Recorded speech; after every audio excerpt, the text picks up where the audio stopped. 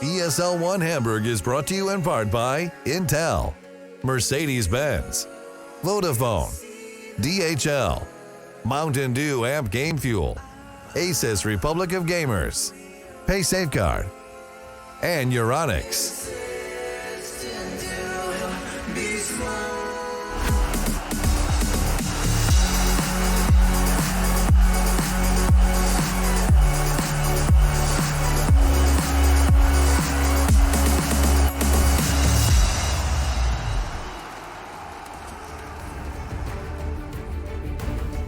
Vodafone presents the pre-match.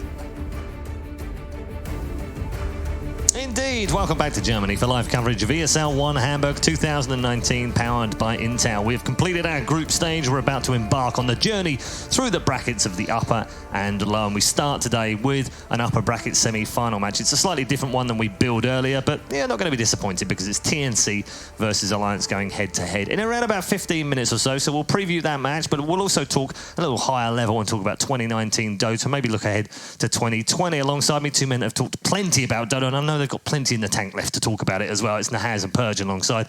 Gents, let's start with 2019. What kind of year has it been for Dota? I mean, I think there's obviously the one storyline of OG at TI looms over everything else. You had the greatest Cinderella story to me in esports, and the first time back-to-back TI winners. You know, they made history well outside of Dota with that kind of a run. Otherwise, though, things have been rather top-heavy, and that's going into this next season. One of my big questions is it going to feel so top-heavy? We started to discuss this on panel the other night, Perch. Hey, it's definitely something that I am slightly worried about as Dota is hitting. It's like been an esport for quite a while, and it's great and all that there's consistency, that teams can get those W's consistently, and I kind of ignore OG when I make this point, but sure. I want to see more like team variety winner stuff, like and I don't know if the best way to do it is by eradicating double elimination brackets sometimes to get some of those upsets, which we saw at Boston Major, for example. It's one of the reasons Adfinum got second place, which was a great storyline. I'd like to see that a little bit more. And I'm also happy Valve adjusted the DPC system a little bit. There's higher earning potential for the lower placing teams. They make more money than they did before, which I think is good for the health of the scene. But I'd still like to see a little bit more money come down as well. So maybe do that with more prize pools going to lower teams, maybe more single elim or better chances of teams going farther, because there's just those stable guys at the top. They're too damn stable. Yeah, they're almost too good, don't they? Well, it's like you're not secret VP. Has it changed this year, this season though? Has that changed now, or the potential to change because of all the roster shuffles? Or there hasn't been a minor or a major yet, Paul. It's a hard question to answer. But that's why I'm saying, do you think it might change this year? Well, it's going to be great after the first major minor because none of those other teams are playing. So, but you asked the question. I do think there's a possibility. What we've seen in the last 9 months or so of Dota in 2019 is you've seen these teams like Gambit who really have looked very convincing, and they've gotten that consistency against the other teams in the region. But then, like, think back to Katowice, for example. You see them against everybody else, and you say, man, this is a pretty good team. And then they play Secret. And it's just clear from the get-go, from the sound of the horn, that Secret is just a tier above. And what we're seeing in this tournament, that's partly why I find these early season tournament storylines so compelling, even without a new patch, is that you're seeing these teams find themselves and you're seeing them adapt within a very mature meta to the strengths of their players. I think some of these teams, like Alliance, if they get some basic issues figured out, they're going to be able to take some games off the big dogs. But again, everything changes. Those majors are so long. You have to be able to adapt your strats. You have to be able to change a lot on the fly. And that's where I think the test of time and veteran leadership really tells. And you got to retain your confidence too, I think, is a big thing, because even like there's so many matches too. There's scrims, and then there's group stages, and then there's playoff stuff. And some of those big dogs with more money in the bank, with more history of winning those tournaments, it's probably just less stressful as a whole, especially right now when some of those big dogs have been winning enough for long enough that they just probably, I would imagine, just have less pressure, knowing that they're pretty secure. It's like they might flop a little bit, but in the long term, they're going to be fine. I don't know if it's less. It's just you've got these guys. There's a hell of a difference going into the final couple of days of a major, knowing you got Kuro or knowing you got Puppey. I'm still convinced that a big reason for Puppey's success over such a long period of time, he's a lightning rod, man. He's like, okay, you know what?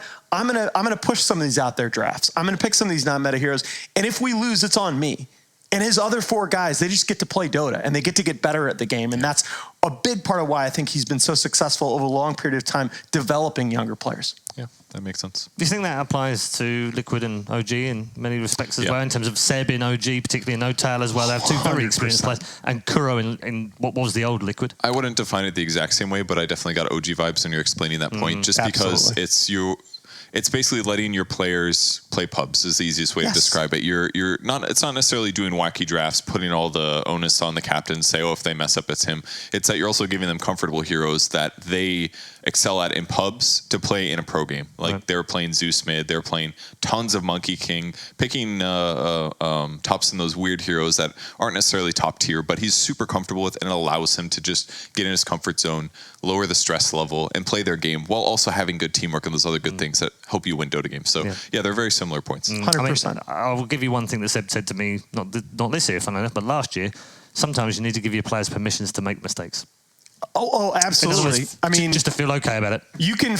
I can find you 100 different books on management that will have variations of that phrase. It's just true in so many different fields. And I was thinking as Purge was giving that great explanation, if you put Topson or if you put Ana in different team environments, do they look like these same truly transcendent players? I don't know the answer to that question. It really is the team environment. And that's why these guys like Puppy, like Peter, like Seb are just so valuable in the long run in Dota. That's big question, right?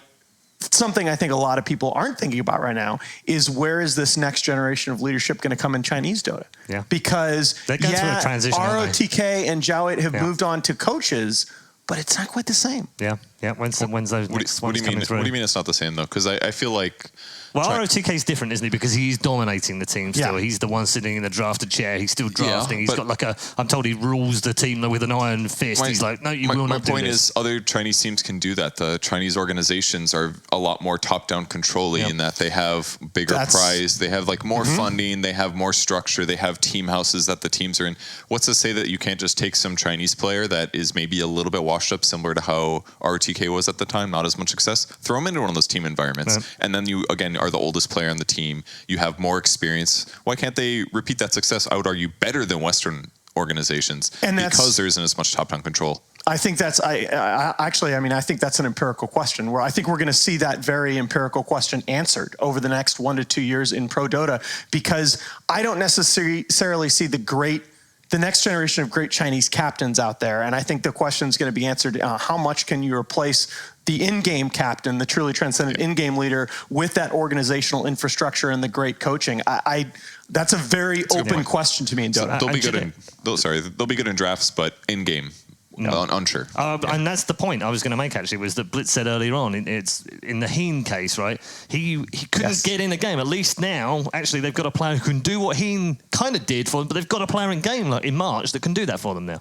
It probably helps a lot, for sure. Yeah, it's very easy to like watch players and criticize, but once you're in the game, there's a lot more to think about. It's difficult to take a step back and realize what's going on and direct your team to do the correct things. So, yeah, I don't know if that'll ever happen. If there will be some kind of in-game coaching thing like there was in CS:GO for a brief moment, but.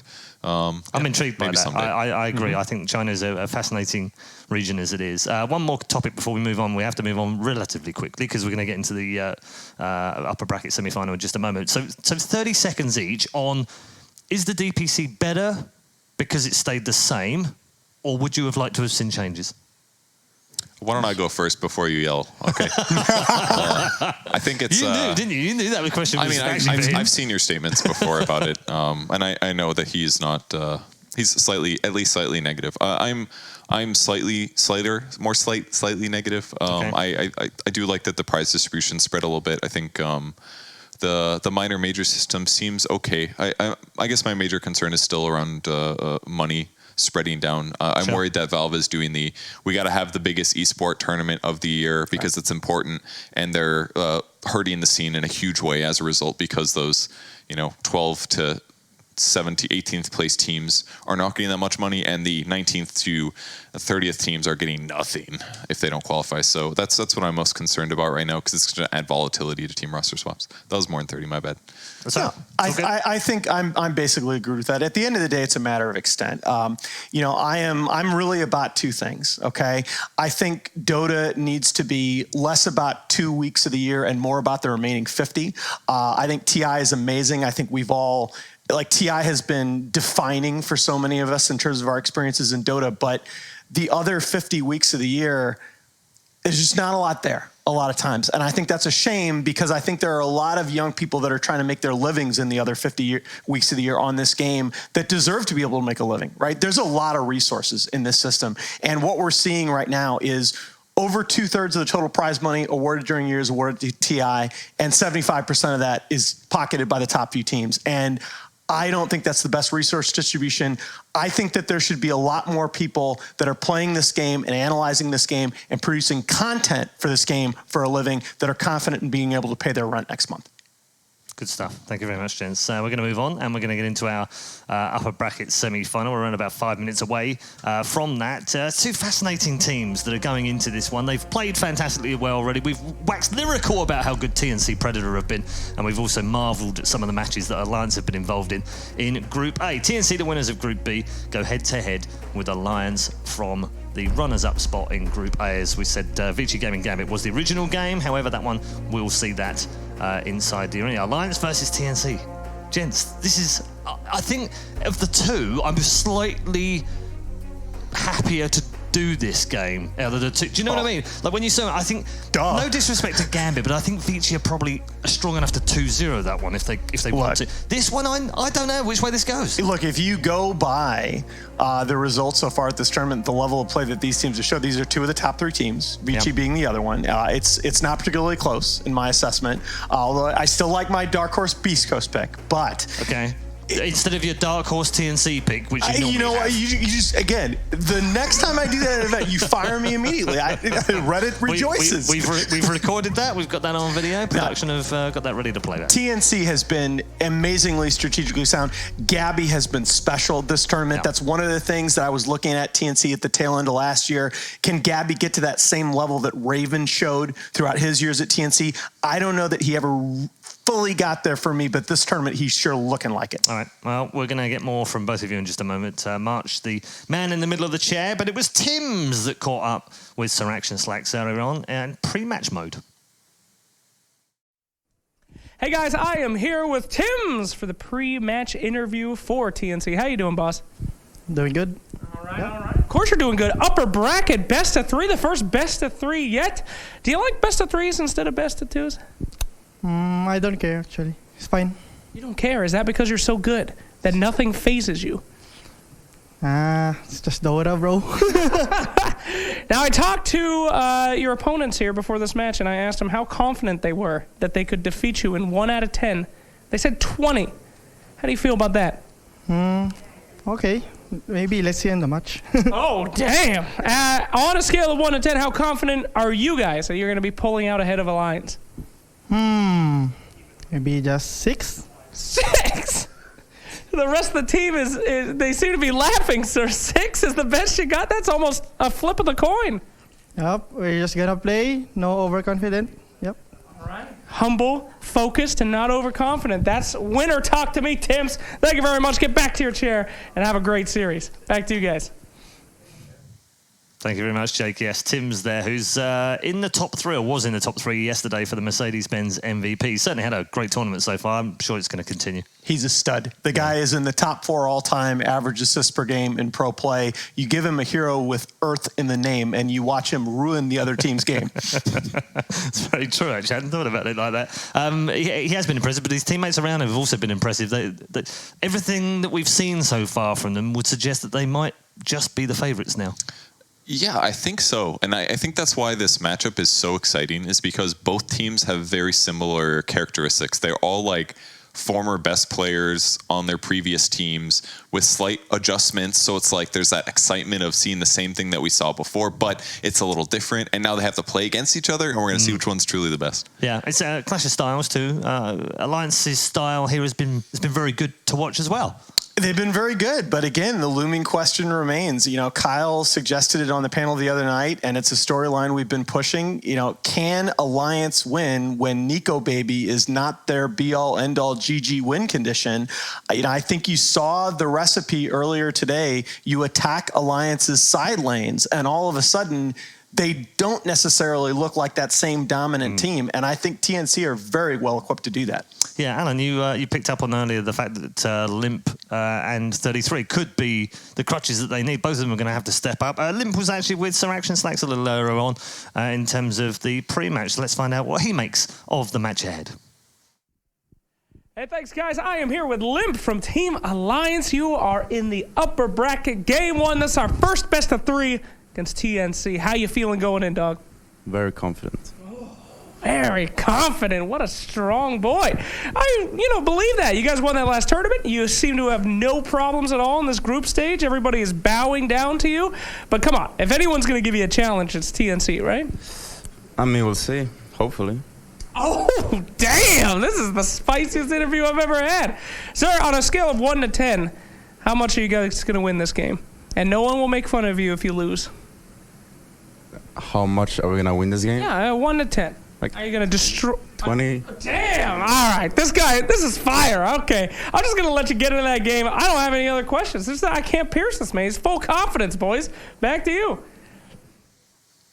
Plenty of confidence from Limp, as I said before we had the interview. Alan, you pointed out that he's one of those players, isn't he? He has got some signature heroes, and if they get him in, they can rely on him as well. Doesn't that always have to be about Nico? And he is. Look, this guy is. I continue to believe as good a technical laner about as you're going to find in the game. I mean, he is close to that Sumail level. But again, it's the mid-game decision making, it's the late-game positioning in fights that separate him from being a really awesome technical player to being a true top 5 mid. I still think he has what it takes to make that leap. But real quickly, Hanskin has played outstanding this tournament. The top 4 assists per game so far in this tournament are 3 through 5 from Vici, and Hanskin is number 1. And I think he has made a huge difference in terms of his early game roaming for this team. He's certainly stepped up as well, hasn't he? I don't remember him having the big games last season. That's always kind of been the knock on Simon going back all the way back to when I worked with him on Complexities. He's a solid support, but he's rarely one of those guys that you feel like he takes over a game. And that's why I've been so excited to see his performances in the last 2 events. He's also playing, he used to play consistently 5, now he's playing a 4, so he's got more space, got more items to do things with. You're supposed to be rotating and moving, so. The Earthshaker Morphling was not going to be in the game. No, but the Beast Chen opener is. And this is, again, signaling that TNC has watched the tape on Alliance and said, we know how we want to beat you. We're going to attack the side lanes. We're going to apply constant map pressure. Again, by the way, from KP. That's the second time I've seen him do that in 2 days. And it's actually nice to have these against a Void, because Void is a little bit slow, even though his laning is pretty hard to beat. He's not going to be able to defend his tower very well. So if you take the fight to the enemy side of the map, it's going to be a little bit harder for him to slow that down. Jakiro is good at slowing down pushes, though. You hit 6, the wave is dead. Dual Breath is fantastic. Lowering attack speed helps offset what Beastmaster does. But you could argue that goes both ways, that Beastmaster or counters Jakiro Dual Breath. Jakiro fast becoming a signature hero for Alliance. I think they have about half the Jakiro picks in the tournament so far. Obviously, they're with the becoming my Chronosphere. favorite team. Oh, that's all it takes, right, Paul? Of course. Yeah. Pick Jakiro more than 5 times in a year, and that's it. I'm all yours, baby. But again, when you talk about slowing Void down in lane, we talked about it with the Puck the other day, about how you get these powerful right-click range harass heroes, and he doesn't get that really big value out of time. I think a Beastmaster Chen combination can work the same way. Beastmaster is going to play in your face. He's got a good attack animation, good base damage. Chen's going to be applying constant pressure to those lanes. Can also function as a safe lane lockdown if you need it later in the draft. I miss when Beastmaster could throw axes all the time. That was a good patch. Oh, yeah. I used to really like playing Beastmaster. Sumail, Whirling axes. right at the beginning when Sumail switched to offlane, and he would just play Beastmaster every game, and he would just stand under your tier 1 tower and axe you. It was very fun. You just hilarious. fight constantly, throw axes, farm creep waves into small camp. Oh, good times. Now you just spawn your boar and attack people slowly. I am different. Whirling axes, bring them back. I am curious when we are going to see a phase 1 Naga counter in this tournament to the Void, because every team so far that I've seen pick Void first phase, their 4th ban is Naga. And nobody that I've seen so far, the matches in the mainstream, has gone ahead and picked up that Naga first phase. I think there was the one versus Quincy crew, I believe, or some other. TNC played it twice. It played it at least once, but that was the 7th pick overall Naga. I remember they used it with like Song to do disruptor ultis and setups like that to counter him. It was really effective, actually. No, it was against Morphling, actually. Excuse me.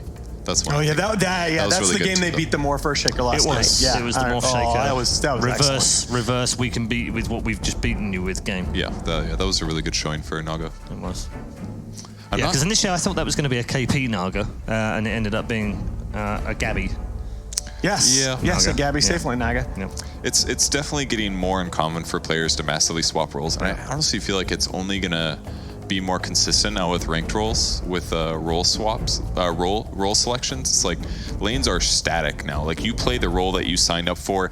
Every game you go to the safe lane if you're 5. Every game you go to the off lane if you're 4. Unless you get into high level games where they're like, okay, the core matchups are really bad. We got to try lane aggressively and swap mid to safe lane. It's like a rare thing. I feel like last season you're right. Last season those 3-4 roles were very interchangeable. Saw a lot of that.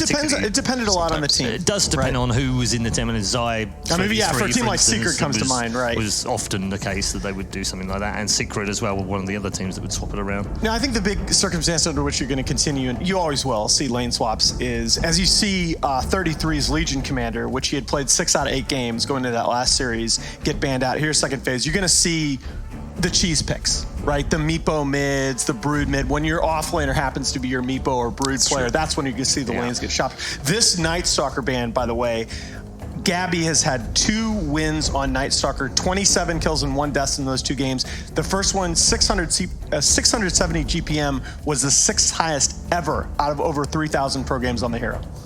With that said, though, it's a lot easier to get GPM on Night Stalker with that. Very true. But I'm sure 27 in 1 out of 2 games, that's pretty epic performance. So. Bannable. It is sometimes. It's a little bit scary, especially when you have a push lineup like this. You're gonna have vision from basically what Night Stalker does is you go to a tower that you want to kill, you turn your ulti on, and you can see everyone. And now it's like, okay, we can make perfect decisions. We see where they're hiding in the trees. You all run at them, you kill the guy, and once they're dead, you take the tower. So it's like if you have the push of a Beastmaster and a Chen, and you pair that with somebody that can give you perfect vision and team play around a tower, that's going to be a scary thing if they start snowballing. So both teams having studied the opponent here. The Abaddon pick obviously also targeted toward 33. That does mean, however, there's some really meta heroes still left to pull. The Leshrac is still there. The Mirana is still there for Alliance if they want it. Yeah, there's the Lesh for TNC, and I think this could very well be a Potom for Alliance. The Omni's still available as well. Yeah. And with the Lesh, now they have another way to kill towers. Very, very good at killing towers. So Alliance has got to be getting kind of scared here about this. They're looking for 4 heroes. Yeah, Lina is recommended. Pretty good pick as a 4 that can splash waves. Flex value as well, because limp mid on Lina is very, very good. That's true. Can lane pretty good against Leshrac as well. The funny thing is they usually do pick it in this 3rd position as well. It's just maximizing the draft value of that hero. The flex value, absolutely. That's true. It's again, I think Alliance. Well, I thought they might go there for. I thought they might keep it a little bit more open, but you pretty much know this is 1-5-4 here in your first 3 picks. And that's the other amazing hero for counter pushing, because not only are you nuking everything, but you're also lowering their damage output. So even though they attack fast, it doesn't matter.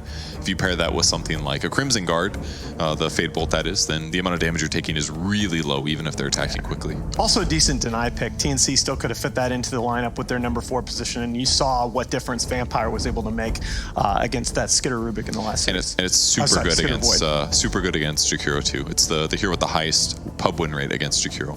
Instant Ice Path, right? Yep, the Ice Path with getting Ice Path back, by the way, with extra duration. God damn. Like it's not just the same spell anymore. Now it's like, oh, it's a 3.25 second stun. It's better than the one that you've just cast on him. Yes. I wish all of you watching at home could have seen the expression on Paul's face 5 seconds ago, talking about getting return ice path, because you're a Dota player, man. That expression of just abject. Damn it! Yeah. He's a better Jakiro. That's the problem. Right? Like he's a better Omni. It's the perfect joke to throw somebody's spell back at them. That's for sure. Yeah. Wow. And make it longer Rubik. or worse. Yeah, Enigma as well into Rubik. That is some confidence from TNC. It's a little weird. They can break trees when diving towers. Chronosphere is obviously fantastic at guaranteeing void kills. Like once he gets BKB right now, as long as he doesn't get Chronosphered, of course, he should be able to kill somebody. And that's pretty important because if they can catch void and they have good vision with Beastmaster and they can do roar and black hole follow-up guaranteed, that's a dead void. That should be a one-team fight. But then Rubik steals that black hole, and then they've got Chrono, they've got black hole, and then Paul, I just said everything I just said was void dies. So yes, it doesn't matter as much. Assuming he doesn't have buyback, he can't TP. It is. It's also good for pushing. You've got summons with the aura. Like on paper, TNC's lineup, all 4 of those heroes are excellent at pushing. So. And that's more the thing. And it's KP's Enigma. Absolutely. Guy's always been a good Enigma player. They are the most confident Enigma team at the tournament. They first phased it the other night against NIP. Big difference there was Rubik was off the board, but they did run it with a Chen and an Abaddon, kind of similar in style here. This is TNC saying we're going to play on your side of the map. How are you going to make us leave? Well, Alliance did it by picking a Magnus, which is a BKB piercing stun with reverse polarity. So he could potentially, I think the range should be good enough that he can interrupt a BKB black hole from Enigma. Well, this is also the thing about the Magnus is it's also a little bit of insurance for that Faceless Void. If Nico is going to get pressured in lane, he is going to have that Empower to fall back on, not necessarily because I expect TNC to go very aggressive in the laning phase here. That's a good point, yeah. He can push out other lanes more aggressively even if he doesn't have his Maelstrom yet. He can kill a lot more summons just by Chronosphering jungle quicker. Yeah, it'll be a really nice advantage to have. Curious to see how, very curious what the itemization is going to be this game. Nice TA ban there. That's an RML special, and it's one of those heroes that TNC will frequently use to just bring the draft together. And it helps push as well. Minus armor, it's going to facilitate everybody else dealing more damage. Would have been good. It's always good to have like one conventional pick that isn't a push hero, that is good at like killing, for example. Be the good follow-up to the stuns. So do you think TNC are lacking damage here, though? Absolutely. Yeah, it's basically just Leshrac right now. He's the only one. They've got right clicks and stuff from summons, but yeah, it's basically just Leshrac right now. So he may have issues surviving. Very smart pick. Man. Pugna on the other side. Yeah, that really, it puts a lot of pressure. If you were going to go OD, for example, with your 5th pick, puts a lot of pressure on that. I thought TNC might have been looking at an Alchemist before that Pugna comes out, but I think Pugna puts a lot of pressure on the Alkin lane as well. And if you're worried about your opponent's dealing enough damage, you can decrypt to stop the physical right clicks. You've got a blast from Nether Blast. Even just setting up a Nether Ward really defensively is going to make it scarier for TNC to go high ground. Leshrac is going to take a lot of damage if he doesn't have magic immunity, and it gives them another damage source outside of just like Chronosphere right clicks with mag, and now they've got they're going to go ahead and Alk anyway, and I think that's the hero still that brings TNC's draft together. It gives you that burst farm, it gives you that damage potential when he's going to get that Radiance online super early. I think a lot is going to hinge on that Alchemist laning phase. That's true, but I expect that TNC Predator is also going to be able to pressure side lanes pretty well. I don't have a ton of faith in Enigma as a laning hero. Generally, I see him lose those lanes. If he can have a pretty decent lane, they can do the side lane pressure. Alk should have a free game. Can he then turn it into good team fights, initiations, stun follow-ups, that kind of a thing? I think it'll be a pretty fun dynamic game. It could go a lot of different ways. Can you see Alliance contesting TNC's jungle? That to me is the question, because I have a hard time seeing that with this lineup, and if they can't do that, I think TNC win. It's definitely a little scary with Jakiro Rubik, but they're pretty good also. Like if Alk is 6, you can dispel like dual breath, and then your damage is gone from those invades. And Magnus is your other hero who's not amazing at it, but could. They have some potential, especially Pugna. If you get Pugna in there, that's the guy that's gonna, with +1, gonna be able to kill heroes. It's gonna be a great game. It is going to be a great game. Thank you very much, gents. It is time to head over to our commentary team, who I'm sure are very excited at all the numerous movie-looking spells available in this one. Enjoy. That's right. The all-knowing analysts have promised us a great game. Blitz, is it going to be a great game? TNC versus Alliance. I mean, this is a good matchup. Oh, yeah, for sure it is. I mean, TNC, we get to see how good they really are. Yeah. Because Group B looked bad. Group B did not look so hot. I think a lot of people would agree on that. Like, TNC, they did what they were supposed to. They absolutely clowned on them. Mm-hmm. But I felt like Group A, like Vici and Alliance were so evenly matched. Beast Coast did not look bad at all. No. I mean, it feels like Group A was a little bit more stacked after seeing the results of Hey, we're Henry G and Sadakist. Henry G and Sadakist? Dude. I mean, I'll be honest. That might be an upgrade. Are they like the Toby and +1? It's the Owen and Fog. Yeah, they're pretty much the Owen and Fog of see. CSGO, so I think they got an upgrade. Oh, yikes.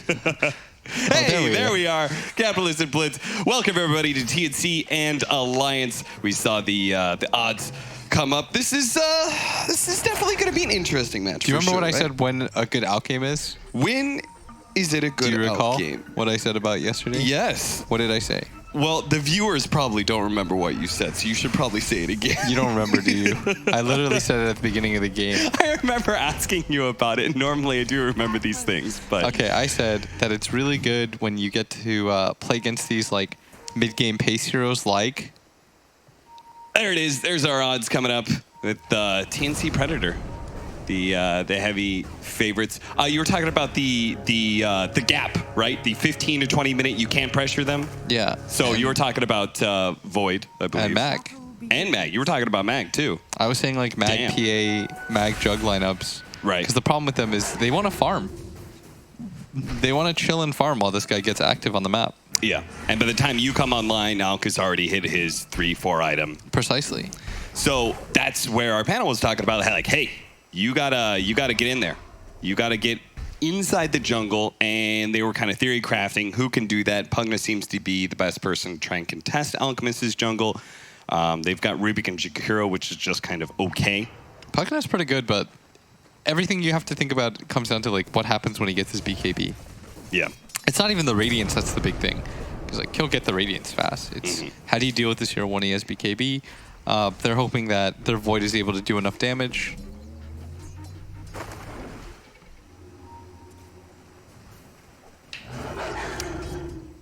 What do you think about the Enigma pick, by the way?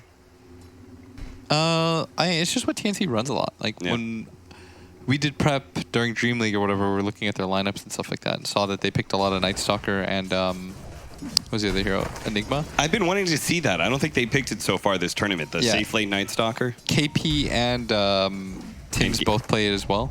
Oh, Tim's plays it. They play a 4 Night Stalker? Oh, no, the Enigma. Gabby. The Enigma. Oh, yeah. So it's a nice, like... I found their opening to be a little weird, though. The Beastmaster Chen opener from TNC. I think they're just heroes that they really like. It fits, like, that March style of Dota play. If anything, I feel like Chen and, like, Io really encapsulate how this guy wants to play Dota. He just wants to, like, kind of tank it up, help his safe laner get a good laning phase, and then just kind of sit and get carried. TNC is one of the few teams that is like still actively running the Wisp Gyro duo. Yeah, it's like, you know, March is like, all right, guys, I outdrafted them. Like, now you carry me. He just kind of chills. Of course, every it's like once in a more while, I'm going to run than into a smoke gank and die, and that's fine. Like, you know, I did my job. You know, they're happy for it.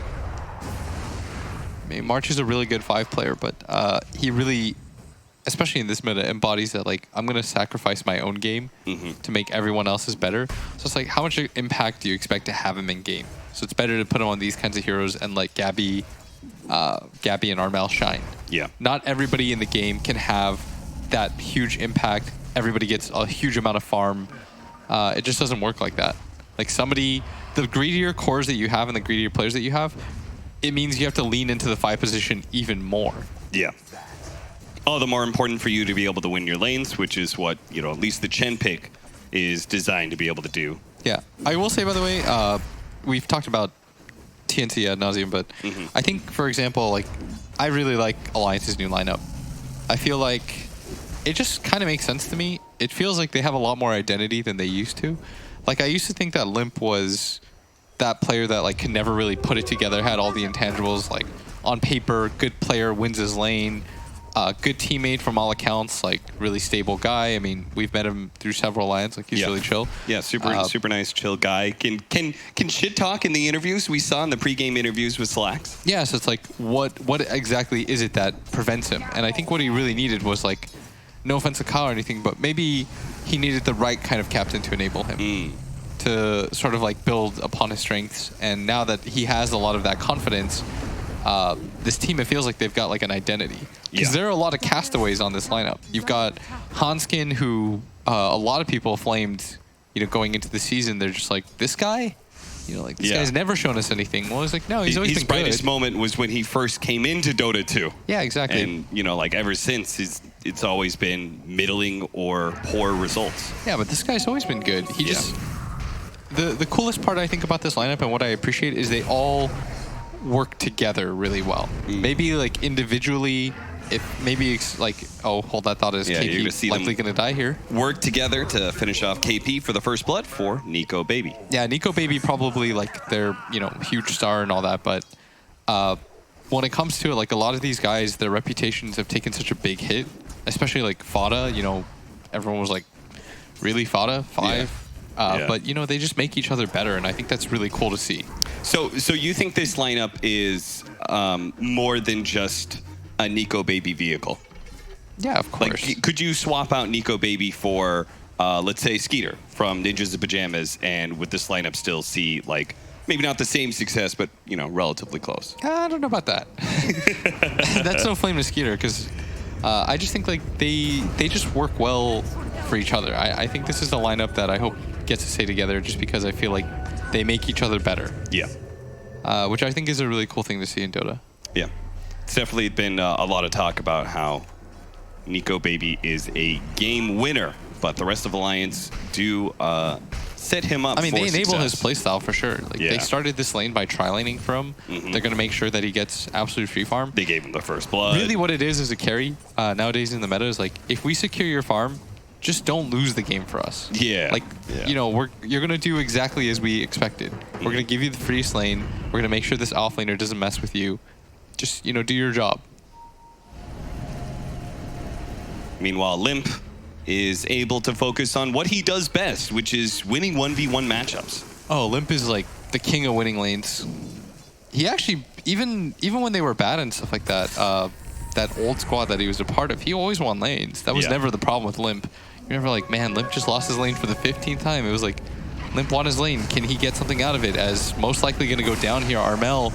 Good rotations TP, though, by from Tims. Fada and Hanskin. Armel, he's slowly regenning, but it's not going to be good enough. Hanskin will take the last hit for that kill. 2 kills already for Alliance in the first 6 minutes of this game. A little bit expected, just because I feel like their lineup is really slow. And I think that's why you have to pick Gabby as like a non-one position hero here, because you have a Chen and an Enigma. Yeah. You have 2 heroes that don't really do anything for you for quite a bit of time. And you have a Beastmaster. That is a slow offlaner. That is not a hero that's going to run around and get you kills nonstop at 12 minutes. Yeah, so. he wants to secure his own offlane first. You want people to come to you. You don't want to have to come to people. And I think that this game will be a really good test in a way for Gabby to be able to demonstrate how good, because we've already seen him carry games, and this is going to be, I think, one of the ultimate, like, hey, you really have to be a do shit safe lane carry. You have to make all the moves, because you don't have anybody else to make the moves for you in this game. This Enigma won't make space for you, and we see that off the bat. He's going to hit a very nice stun, get in front of 33, make it so that it's impossible for him to survive. Just sitting on the high ground, waiting for KP to run up, and he will run into his doom, especially with time of dilation. They don't even need the Chronosphere, I think. No, they got him. Yeah, they got him. This is what I mean. They're going to secure Nico Baby's farm. But they need to do this because they do have the better lanes, I'd say, at being able to get kills off the bat. And it's easier for their heroes to rotate and make moves. Aside from like 33, his life will just suck. He's gonna max in power, and that's what you got to deal with, buddy. I was gonna say, like, Beastmaster doesn't want to rotate out of his lane Gabby's going to have to rotate to him. You know, they could get the Primal Roar kill and then turn that into a tower. It's so good if this safe laner can actually kill the offlane tower before he rotates. Mid lane, we're going to watch Tims try and protect the mid tower while the Alchemist is away farming jungle, but he will die, and it looks like the tower may fall as well. So Alliance already picking up the pace, putting the pressure on these early objectives with their core Pugna. Yeah, they recognize, oh, this is a very nice stack to steal though. But they're recognizing exactly what we said. Like, our lineup is meant to win this phase of the game. Let's get aggressive as possible because TNC have there's no counterplay for them. There's nothing that TNC can really do aside from move Gabby around the map. All right, now what are you going to do with this March of Gabby? They're actually going to turn and fight and maybe kill 33. He is able to walk away. The telekinesis on top of the cliff with Limp just laying into him with that life drain. So Gabby will eventually die here, and so will March as he cannot get away from Nico Baby. Once again, Alliance are able to get kills without having to use their Chronosphere. But they're going to lose the top tower for this. This is where KP's game now gets enabled. Like I said, even though he has Roar, he's not going to move. He wants you to move to him. So they're going to grab this tower, and what I'd really like for them to do is just completely own this side of the map now. You probably aren't taking mid tower with the heroes that you have, as we're going to see the replay again. Probably should have killed 33 there. Yeah, that was, I think, a little bit of bumbling and spells there, but... 2 nice kills for them. TNC just kind of have to make space wherever they can. Yeah. I don't think they should have been that aggressive, but they did steal stacks. They did steal stacks, and they did get a tower off of all of that. And they haven't had to use the Chrono yet, so they should be a little bit worried about that at all times right now. Onskin setting up to go for the 10-minute bounty rune. Is actually going to get the telekinesis toss up into the cliff area from KP, so he's a little bit delayed, retreating backwards, but they're going to turn with the Primal Roar. Limto coming in from the side, get the bounty rune and get out. That's the play for TNC, but they may not be able to do so as Nico Baby actually pops the Chronosphere. He had to time walk in, so he had to save himself with the Chrono. It looks like Tims will pay the ultimate price at top lane for getting that bounty rune. Still though, how many did they get there, JJ? That was 2 for 2. No, that's 3 for TNC. 3 for 1, okay. 3 for 1. So that's got to be worth it, right? For an Alk lineup. Plus I got Void Chrono off. Oh yeah, that actually makes it mega worth. Vada, don't think you're getting away from this one, my friend. Vada is so incredibly dead. Hadouken!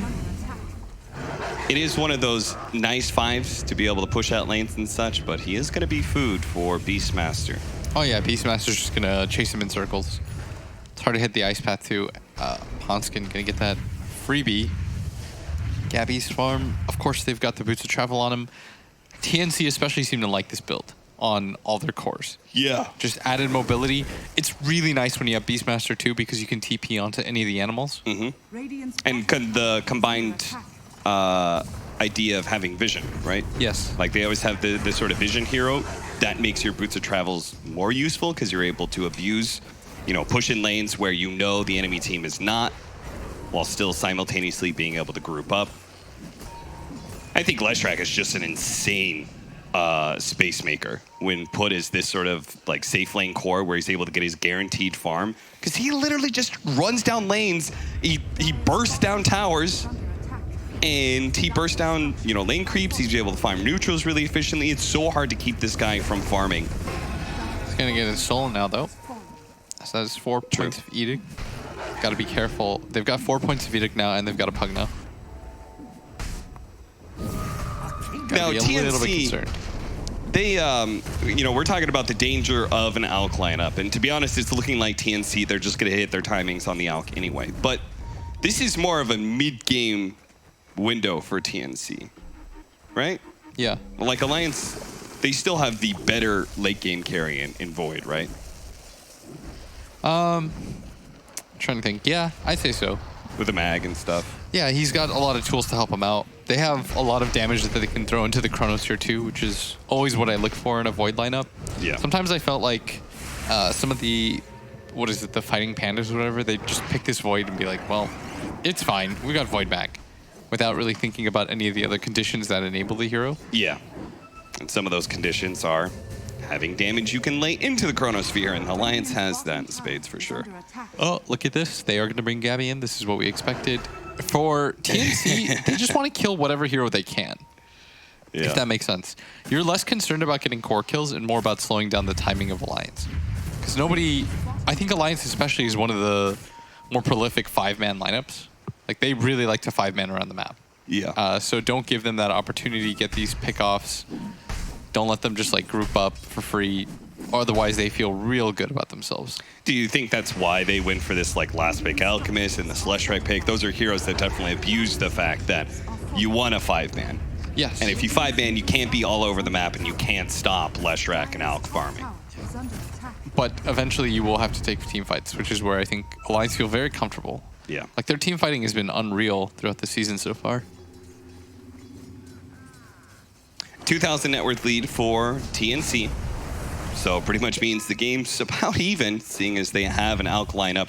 But with the Radiance coming up, this is just going to speed up his timings even more. He's going straight for the BKB. Straight for a fighting build, which kind of leads into what we were talking about, a very mid-game focused. Gabby does actually find Fada here, but with the TP rotations, Gabby quickly realizes he can't stick around. He's going to be caught by the Ice Path, Micropyre, taking so much damage already, but there's no real catch. And now TNC, actually just some extra space being thrown out by KP, goes for the Primal Roar to allow everybody on his team to escape cleanly. He's very fast. Yeah. Leshrac or Beastmaster? The Lesh. Yes. Lesh just kind of ran away. I hate that about that hero, man. But there are a lot of counters. Blame Sumail for that one, man.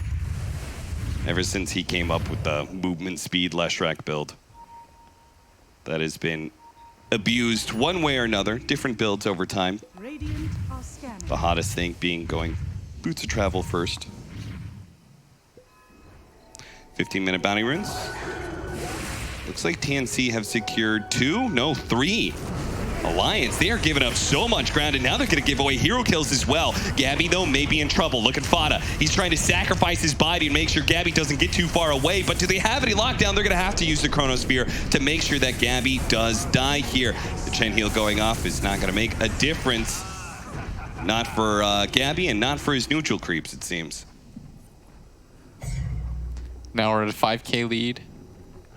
And this is the concern of when you have Void Mag, is like you usually want an offlaner on 33 that can put pressure, or protect towers, and he's not really either of those roles. This is very much like a Nico Baby, do your thing, which is ideal for Alk drafts to play against, which is what I was trying to tell you yesterday. Like playing Alk drafts against these kinds of slower pace lineups where there is going to be an inevitable time where you just want to utilize the fact that you got 4 points of empower, means you can't really team fight. You're 4v5ing effectively. Your mag doesn't really have too many items, like he can't really do anything aside from be an empower bot when you decide to go for the skill build and go for this playstyle. You can't attack the enemy team, the map's getting smaller, so there's less farm for you to work off of. It's like the same reason why Alk actually works really nice against like anti-mage and Spectre lineups, because you push the pace so quickly.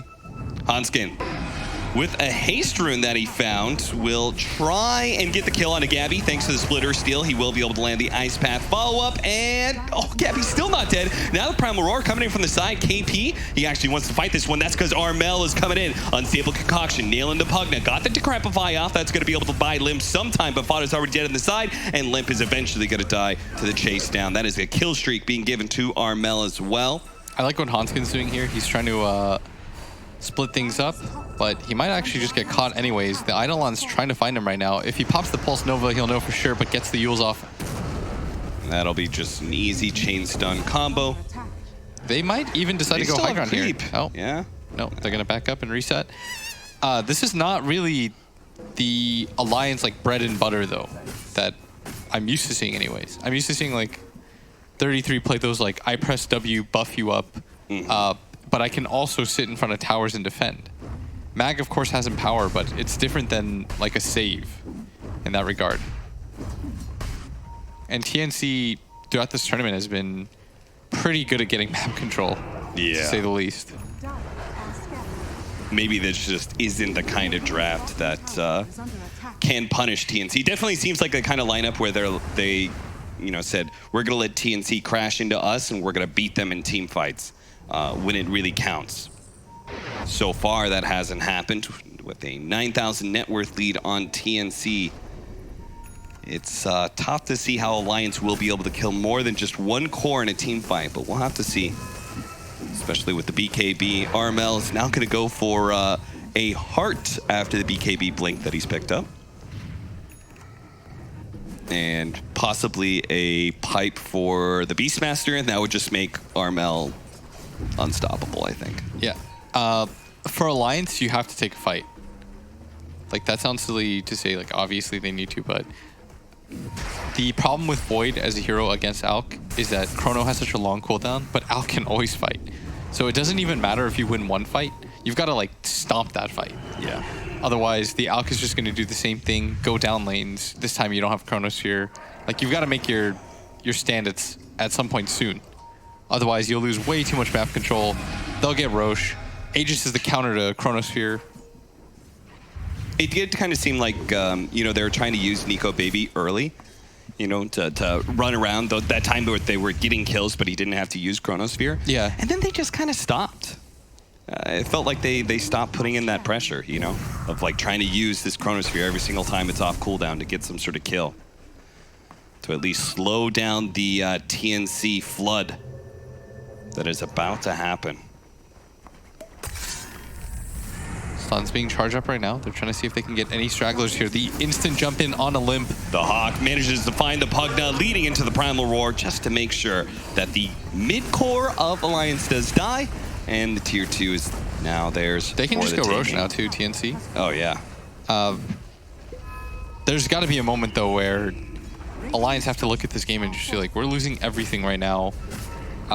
You at least have to chance a smoke. Maybe not look for a straight-up 5-on-5, but something along those lines, because you are losing all semblance of map control. I mean, they've given up 3, now 4 bounty runes for this time. And a kill, looks like Espada. Okay, the Chronosphere laid out with no Chemical Rage, no BKB activated either. This is a good time to get a lot of damage onto this. Oh, and if he gets a little bit more stuns than Chen Heal going down, Armel finally pops the BKB, but he still goes down, so that is a big win for Alliance. KP now going to try and make it back. Ice Path, not quite long enough. Nico Baby not quite lucky enough to be able to get a bash. Maybe with the Black Hole from Tim's. 3-man Black Hole with the axes over the top, but they need a little bit more damage. It's just not quite enough. They'll be able to get the Realwood kill, yes, but Nico Baby is still the monster you need to be able to defeat here. Gabby, now the damage is going to be here, but he immediately gets RP'd by 33. Nico Baby doesn't want to challenge the Leshrac, though. He wants to get out of this fight. There's the Ice Path, but it doesn't actually hit Gabby, so he'll be able to get the stun back in. Nico Baby going back in with a time walk. You can't time walk into that fight. You don't have BKB, you madman.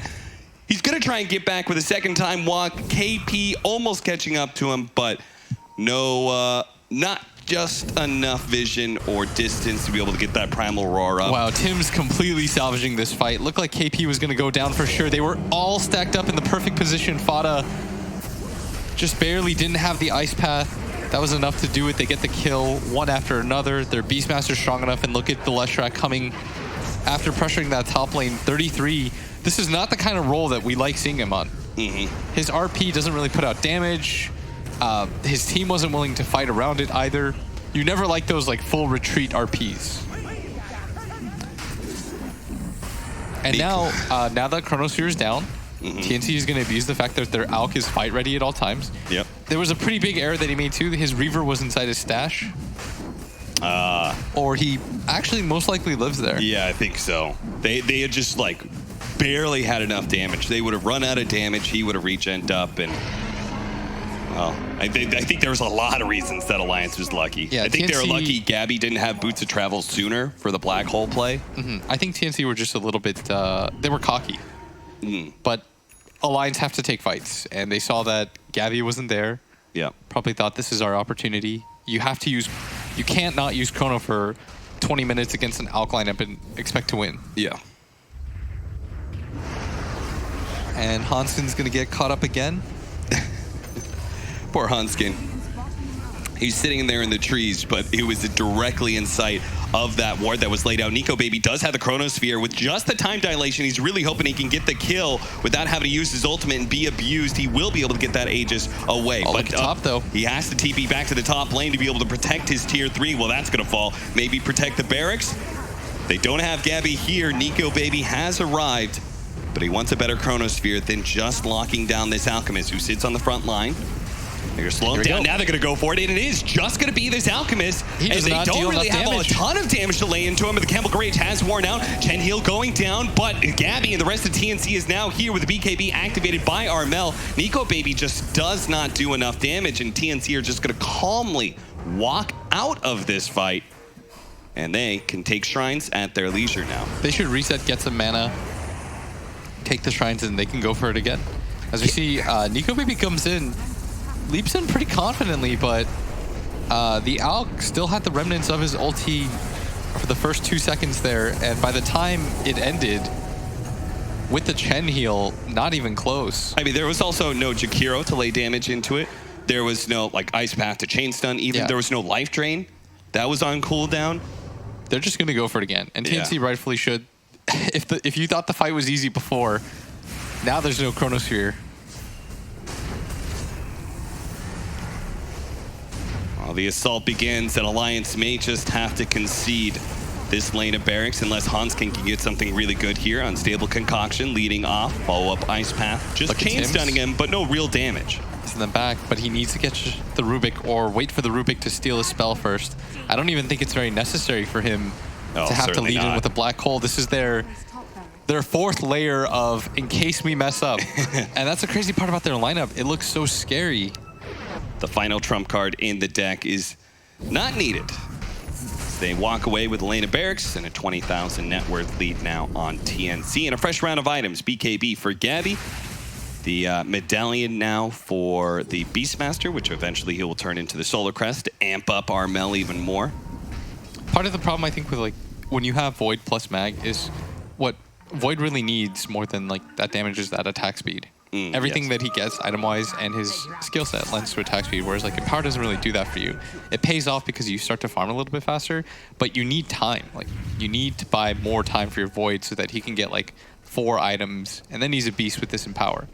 But as it stands, like, you know, he just doesn't really put out enough damage, and like we talked about before the game started, the Alk timing is so good versus the Mag timing. Pretty sure TNC's gotten like 14 out of the last 16 bounty runs. Yeah, that helps. Doesn't hurt. It jumps up to another 23K with probably with Shrine going down. We're going to be looking at a 25,000 net worth that lead net for worth TNC. has never before dipped they in this game. Jeez. TNC's so good. They make everything look so good. Yeah. This isn't... I don't even know if this is Alliance being like bad. They played the early game reasonably well. But I just want to give a lot of credit to TNC. Oh, yeah. Sometimes the team can just play out of their minds, have good drafts. And this is like their... This is one of their last stands. You have to stomp the fight here. Nico Baby looking for the backline. He's going to catch KP first. Leads off on KP, and that's all he's going to Chronosphere to. TNC is just way too split up, and Tim's waiting at the high ground, waiting for his opportunity to be able to jump in. They finally... No, he still doesn't finish off KP. He still gets Primal Roar. 33 doesn't catch anybody. He tried to go for the RP, but he doesn't see an opportunity. Now he's going to let it down with 2 heroes. Look at with the Tim's. cleave, they can do some damage. Tim's just waiting this entire time. Eventually, he will show himself and try and get that one little stun. He's just a small little half-second stun. That's all he needed to do to be able to make sure Nico Baby dies. Black Hole still in the bank here as Hanskin's going to get jumped in by Armel, and that's it. Now the Black Hole comes out. Give it back to them. Stolen by Hanskin. He gets a 4-man, but that is all you will get out of this Game 1 Alliance because TNC, another perfect thrashing. I will say, aside from that bottom fight, which actually Tim's amazing Black Hole made okay, I don't really know where the missteps were. They just kind of cleanly took you out. For Alliance, you have to be prepared to play against this style. I think maybe because they saw the Gambit game, they thought it would be a little bit more slow pace. Like, oh, well, TNC, they look like they're down to chill. And it's like, no, if you go Mag, Void, we will punish you. We'll take this Alk. We have this Chen. We saw how deadly that combo was at TI. It was like a 80% win rate together. They'll pick up these free wins against you. All right, well, I don't know. March is just some kind of insane captain, man. He's led so many teams to TI, and it's looking like he's leading TNC to an easy ESL One victory at this rate. We'll see what happens next, though, in Game 2, TNC versus Alliance. Yeah, let's hold on to those TNC horses just yet. Still plenty of games ahead of us.